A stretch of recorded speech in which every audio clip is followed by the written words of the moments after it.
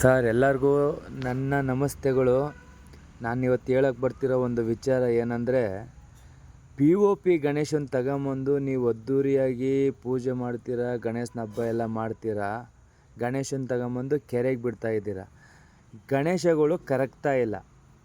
ನೀವು ಅಲ್ಲಿಗೆ ಪೂಜೆ ಮಾಡಿದ್ದಕ್ಕೆ ಏನು ಬೆಲೆ ಸಿಕ್ತು ನಿಮಗೆ? ಅದ್ರ ಬದಲು ಮಣ್ಣಿನ ಗಣೇಶ ತಗೊಂಬನ್ನಿ. ಮಣ್ಣಿನ ಗಣೇಶ ತಗೊಂಬಂದು ಪೂಜೆ ಮಾಡಿ. ಗಣೇಶ ಮಣ್ಣಲ್ಲೇ ಹುಟ್ಟುತ್ತಾನೆ, ಮಣ್ಣಲ್ಲೇ ಕರಗ್ತಾನೆ. ನೀವು ಮಾಡೋ ಪೂಜೆಗೆ ಬೆಲೆ ಸಿಗುತ್ತೆ.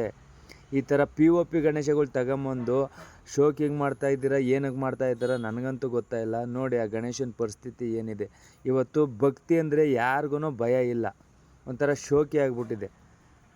ಮಣ್ಣಿನ ಗಣೇಶ ತಗೊಂಬನ್ನಿ, 3-5 ಅಡಿ ಗಣೇಶ ತಗೊಂಬನ್ನಿ, ಅದ್ದೂರಿಯಾಗಿ ಮಾಡಿಬಿಟ್ಟು ಗಣೇಶನ ವಿಸರ್ಜನೆ ಮಾಡಿ.